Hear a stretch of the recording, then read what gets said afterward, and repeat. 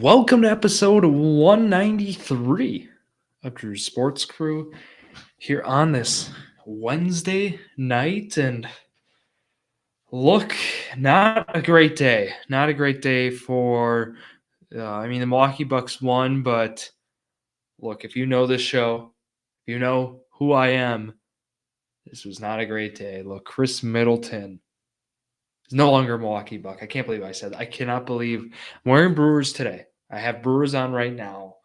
I was hoping they were going to make some sort of move today, as other teams have made some moves, and no, we don't get a move today for them. But my Chris Middleton is a good shirt. I have a Chris Middleton is shout out Nathan Marzion for that shirt. Of course, right? It's a staple.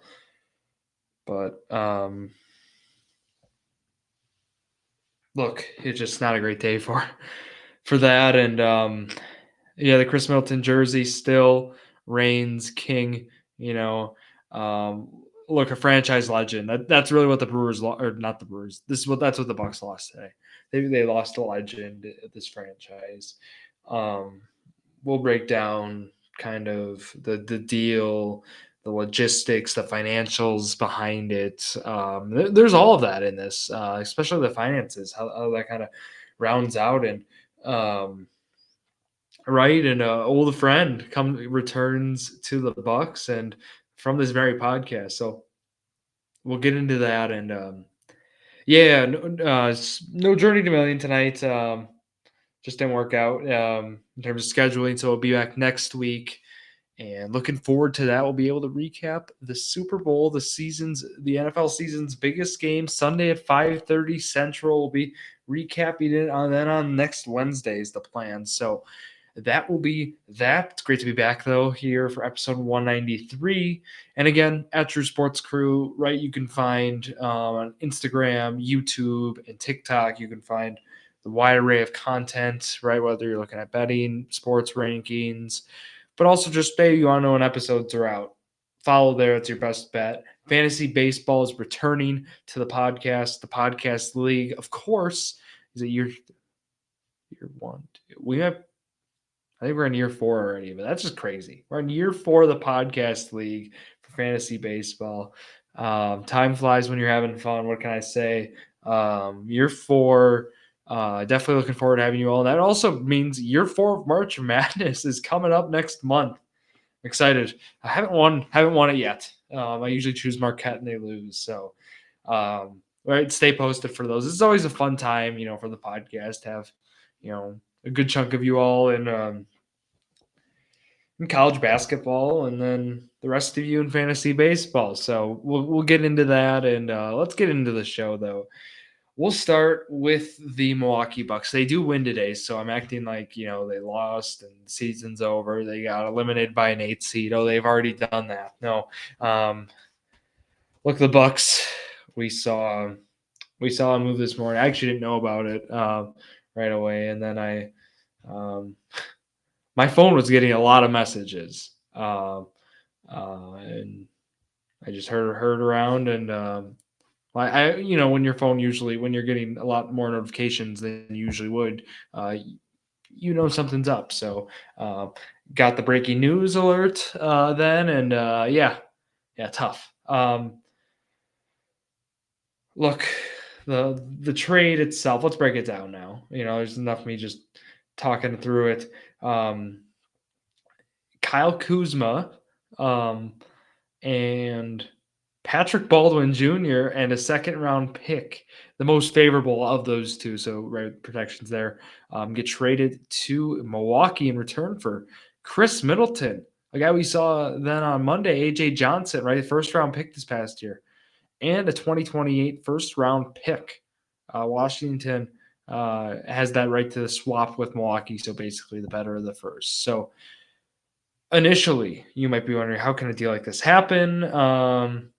Well, the money side's a big part of this, right? But also just John Horst just traded the team's leading 3-point scorer, the third leading points scorer in franchise history, but also a legend, a part of your dynasty. You traded Giannis's second guy, for this last 12 years. How can you do it?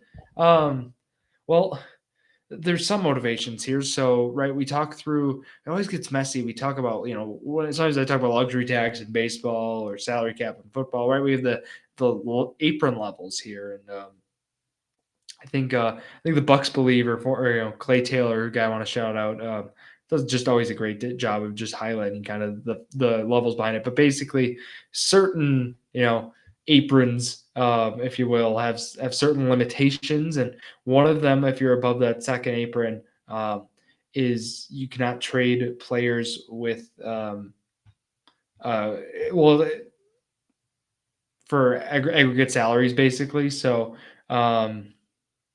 Now the Bucks can do so. So being under that apron, so it was by like 300K. So now that they are under that, they can make more. It really helps with trade flexibility, right? Because when salaries have to match, it can be very messy to put through trades, and it also helps. There's like this on the tax side too, being above it. There's certain penalties you have to pay and so on. Um, but basically what this will help, right? Also draft picks too. I should mention 2031. They still have that draft pick, that first, if you really wanted to trade it. You would be able to. Furthermore, right? I mean, there's two guys who come to mind who could trade right away. Obviously, the one guy who comes up right away is Bobby Portis, right? A guy with his salary, you can kind of make more moves with that, as well as Pat Connaughton. That's the other veteran we've seen mocked like crazy. So I think the initial reaction in this trade is you don't like it for the Bucks, or you don't love it for the Bucks. I think you're fine with it. And I can't believe I just said that. It's Chris Middleton. You're fine with who you got. You don't like who you gave up. I think that's the general consensus on this trade.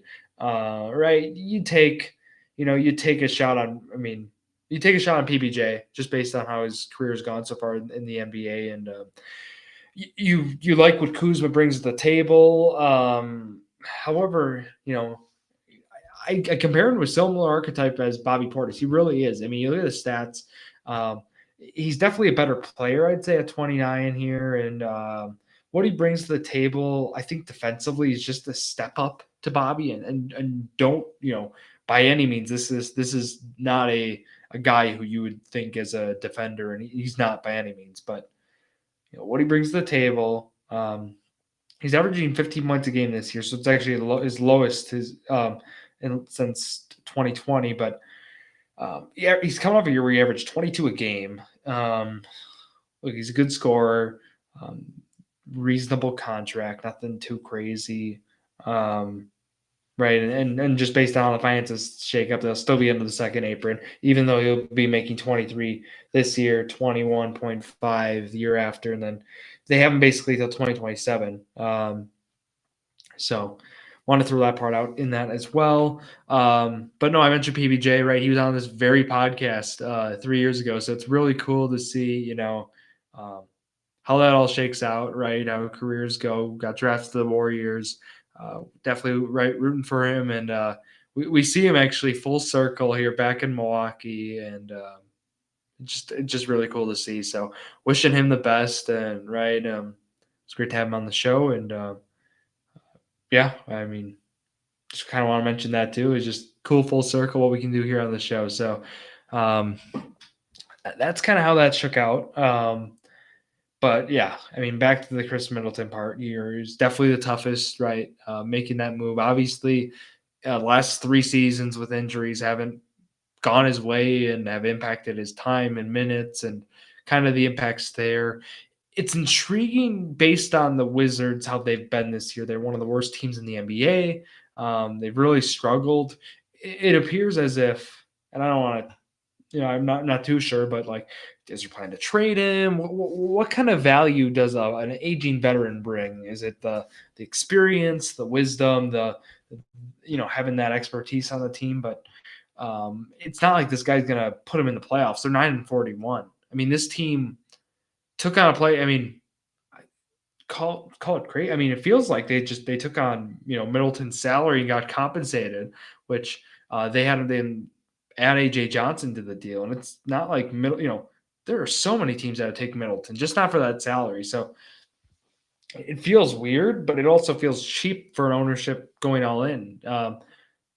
It feels like one of those moves a team makes where you know.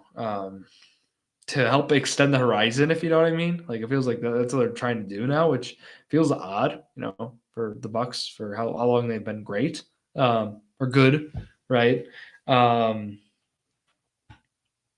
but I mean, you still gave up a first round pick. You still gave up some guys. I mean, uh, in a way, they helped the horizon stay on track. Maybe is the right way because you give up a first round pick. You give up your first round pick this past year, and AJ Johnson. You're taking a shot on PBJ, but Kuzma's a guy who you think in the next 3 years will help you win, but you would think that would have been with Middleton too. So maybe they feel, I mean, again, Kuzma's younger by like 5, 6 years. So you definitely feel like if you can re-sign Kuzma at age 32, what he brings, maybe. But obviously the contract favorability is a big part of Kuzma's game. I mean, that's kind of, I want to help synthesize this here for the audience, right? I feel like this trade, right? I gave it a C when I was kind of going through it. It's a way the Bucks can help consolidate, right?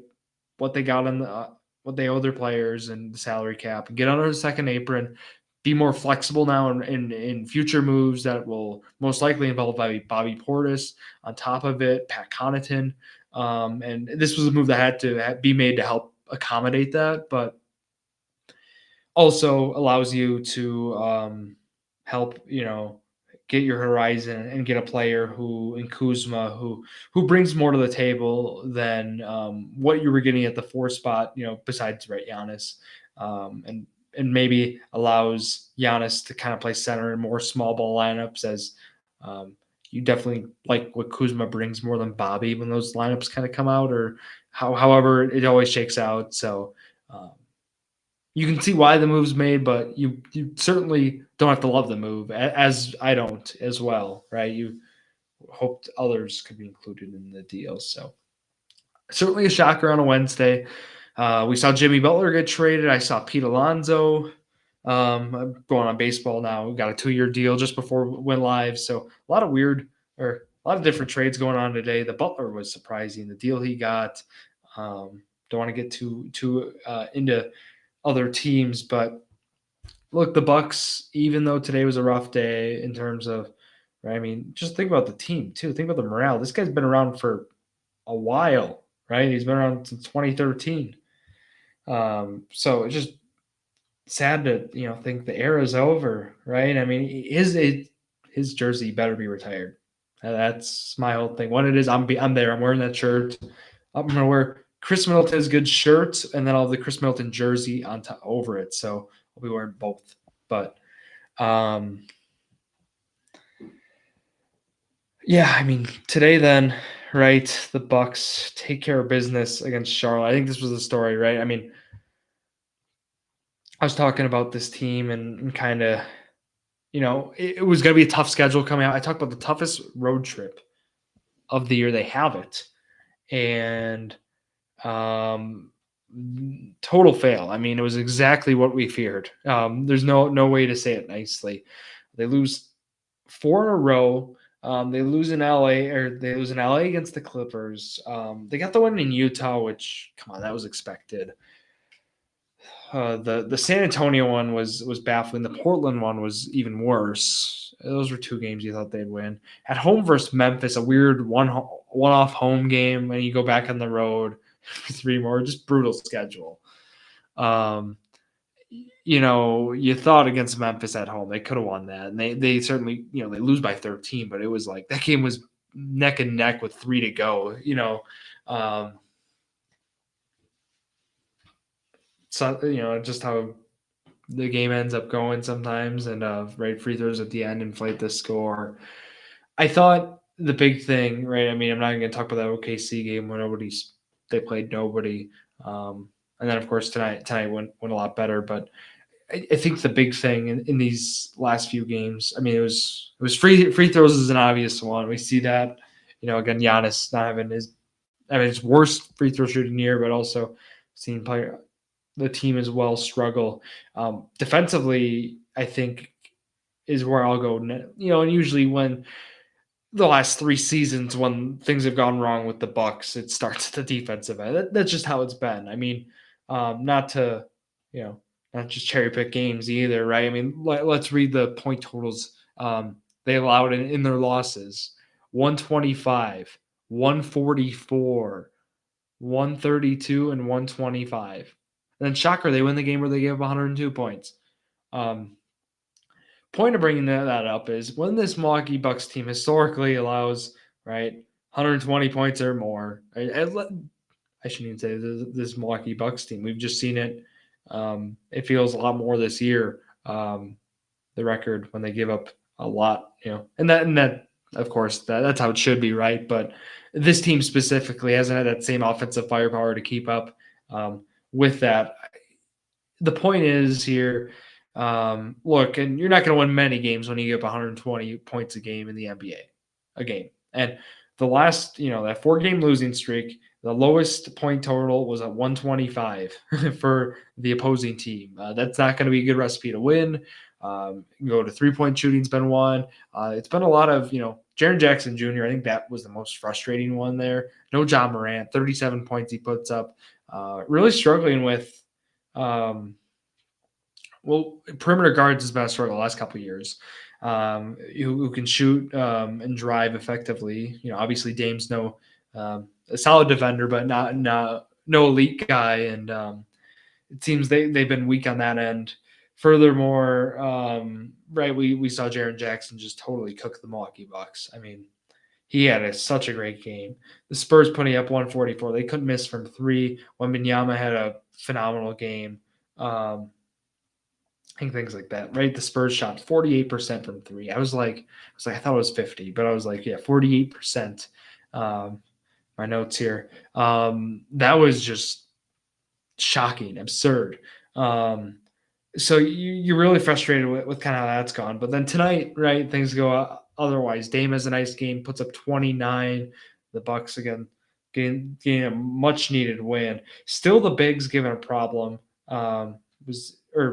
Nick Smith for Charlotte was the guy who ended up being the most consistent for them, putting up points. But and this Charlotte team's really been depleted this season, so it's been another thing, with that. So, but yeah, they were able to contain Mark Williams and really hold this team on, 3 points, only allowing 11 threes, which might still seem like whatnot, but that's huge for this Bucks team right now. And they obviously played phenomenal offensively without Giannis even. Dame puts up 29, had a really nice game. How about Bobby Portis? I was just talking to people like, obviously Bobby, he's going to be traded. His career in Milwaukee, still I feel the stats may be better than it indicates, which many will agree. He had a plus 32 plus minus. So he returns tonight. And that's where I wanted to go into it, right? You missed the last few games. He's back tonight. 23 points, 17 rebounds, 5 assists, 1 steal, 3 blocks. I mean, I thought, right, and he led the team in shots attempt too. I thought, right, Bobby being aggressive scoring, usual. Bobby gets a good chunk of rebounds, sure, but the assists, the playmaking, he had some nice plays tonight. And right, we saw the defensive end, 3 blocks. I think that was huge for me for Bobby. I think Brooke Lopez having 4 threes right away, but plus 32 plus minus, that has to be. I don't have it in front of me, and I'll have to dig, but his best plus minus of his career, it's got to be up there, plus 32. When your team only wins by 10 points, mind you, just talks about the impact he had when he was out on the court. I mean, Pat even got 27 minutes in. I feel like, after a game like this is the game, you trade a guy like Bobby after, and they played Pat 27 minutes too. Got him some good time out there. Both those guys. But yeah, Dame obviously still had a nice game, but come on, those stand out. Good to see, Brook Lopez back to his 3-point shooting ways and back into swing. But what's next for this Bucks team? This Friday they play at Atlanta at 6:30, and then Sunday, Super Bowl Sunday, they play at 1 p.m. in Milwaukee, and then a back-to-back against Golden State. Schedule gets, I won't say easier, but it really does. Just some less road games. They still got to go to Minnesota. They play at Washington. In case you are wondering, do they have Washington at home yet this year? I don't think they do. So, which is kind of a bummer. You kind of want to see, it'll be cool to still see Chris Friday, February 21st. That game there. So that's the Bucks talk. There's a lot to talk about. I did want to mention some new things for the Brewers. American Family Field had some new announcements involving new amenities for 2025. So I want to talk about those here. I think one of the big ones right away, the most glaring is well, of course, they announced the giveaway schedule, but the cool thing that is going to happen is they're going to have behind home plate, like this MLB verified section with the app. Supposedly, it's going to involve the MLB's been very limited to explain it. That's why I've tried to do a lot of digging involving what it's going to be. The talk is there's going to be using the ballpark app, you're going to be able to be registered, and it's going to be called MLB Go Ahead Entry. It's going to be a new way to help expedite the process of getting into the Brewers games. Long lines were a problem this past year. You definitely felt that was evident. They're going to have bag entries and not having bags to help expedite that process too. Express lanes, if you will. I think those are the big things. Furthermore, right? I mean, once you get into the stadium, which it sounds like it's going to be easier to this year, they're going to have the Alley Food Truck Park. So, the 3rd Street Market Hall was the big thing I was talking about 1 year ago. I thought it was a hit. They did it as well. The members must have said same. Going to have local food fair again. This is peralby.com. Adam McCalvey mentioned did a good reporting on the food truck there. And then another thing, too, is the Brewers are going to, or they ended up moving some seats. So in right field, I did see this too on their press release as well. They're going to be removing some seats in the terrace levels, kind of in an awkward corner in right field for more baseball operations offices. I'm kind of intrigued to see how that looks. I have not seen a picture of that yet. So I'm looking forward to that. The team store got an upgrade. We talked about that last year, and that continues. There's going to be now you can get your own customized jersey. That's been a common thing at certain sporting venues and so on. So Brewers are catching up with that. So those are kind of the big things. I think it's going to be really nice seeing that. They also already talked about, right? I mean, we talked about Bob Uecker a couple weeks ago, and they talked about already looking at that permanent tribute of Uecker around the wall. I mean, right. I mean, if you go around American Family Field, you see him out front, you see him up above, you see him everywhere. They're talking about something. I mean, we saw the Bud Selig experience, or if you have not seen it, American Family Field. It's a phenomenal interactive venue and really shows Brewers history.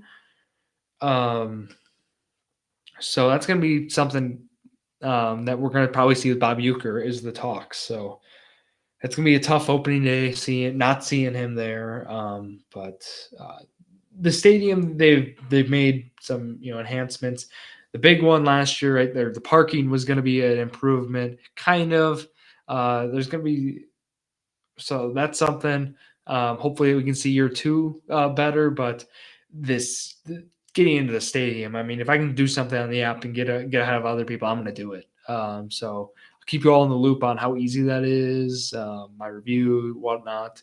That's the plan there, and that's all I got for this show. Opening day here coming soon, next month already. That's crazy. It's going to be in March.